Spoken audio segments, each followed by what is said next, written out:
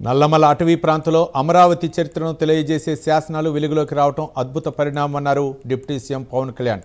గత నెల 10వ తేదీన ప్రకాశం జిల్లా అయ్యంబొట్లపల్లి గ్రామంలో తెలుగు లిపిలో చెక్కిన 13వ శతాబ్దానికి చెందిన శాసనం వెలుగులోకి వచ్చింది. ఈ విషయాన్ని పురావస్తు శాస్త్రవేత్తలు, అటవీశాఖ అధికారులు పవన్ కళ్యాణ్ దృష్టికి తీసుకొచ్చారు.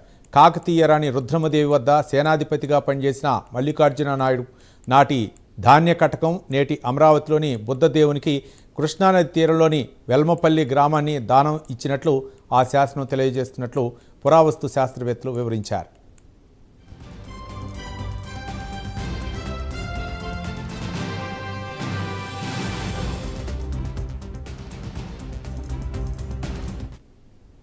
ఈ అంశంపై పవన్ కళ్యాణ్ స్పందిస్తూ చారిత్రక వారసత్వ సాక్ష్యాలను వెలుగులోకి తీసుకొచ్చేందుకు కృషి చేస్తున్న పురావస్తు శాస్త్రవేత్తలకు సహకరిస్తున్న అటవీశాఖ సిబ్బందికి అభినందనలు తెలిపారు.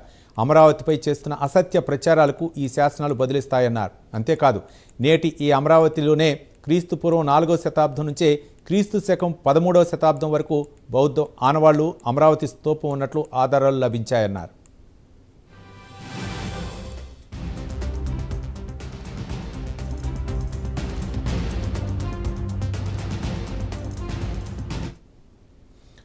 ప్రపంచానికి శాంతి సందేశం అందించిన గొప్ప బౌద్ధ క్షేత్రంగా అమరావతి శతాబ్దాల పాటు ఆధ్యాత్మిక, సాంస్కృతిక కేంద్రంగా వెలుగొందినట్లు తెలుస్తోంది.